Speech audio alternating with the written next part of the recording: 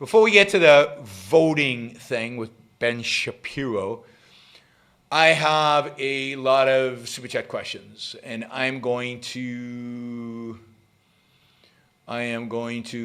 answer the ones that are most related. Isn't race realism contradicted by the vast intellectual achievements of the Iranians when they were under Aristotelian influence versus now? Oh, of course. First of all, there is no such thing as race realism. Race realism is just racism in the pretense of realism, which is supposed to grant us some aura of science and reality. They're not scientific.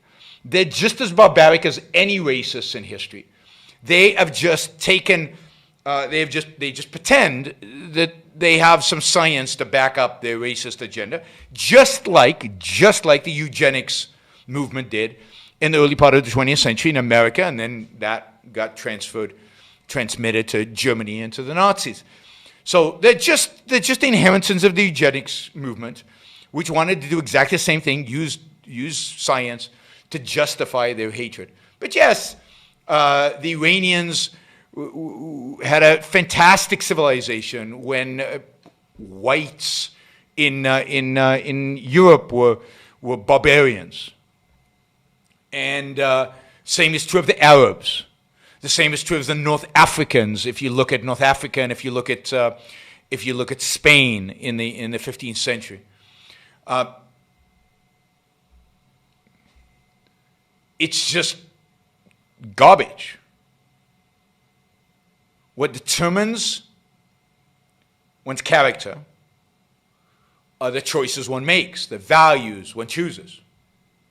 That is not determined by genes. It is not determined hereditally. It is not determined by your ancestry.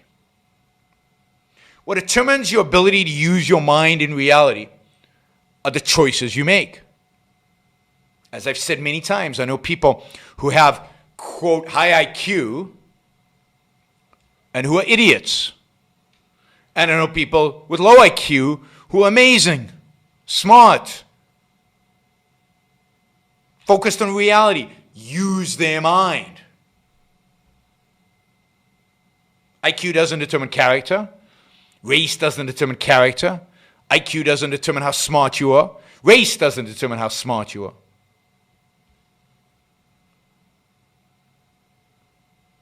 And the variation between races in IQ that some people cite are smaller than the variation between individuals. So the whole thing is bogus. Statistically, it's bogus, and it's bogus in terms of implying anything about any individual. It's just another way of being a racist that pretends they have science on their hands. What we need today, what I call the new intellectual, would be any man or woman who is willing to think.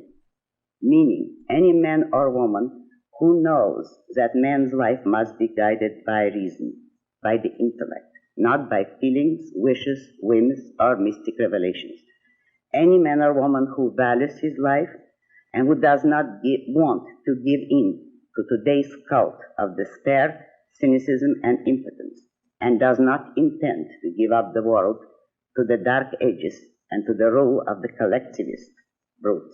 Using the super chat, and I noticed yesterday when I appealed for support for the show, many of you stepped forward and actually supported the show for the first time. So I'll do it again. Maybe we'll get some more today.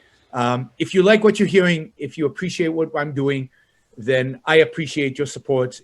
Those of you who don't yet support the show, please take this opportunity. Go to yaronbrookshow.com/support or go to subscribestar.com, Yaron Brook Show, and make a kind of a monthly contribution to keep this going. I'm not sure when the next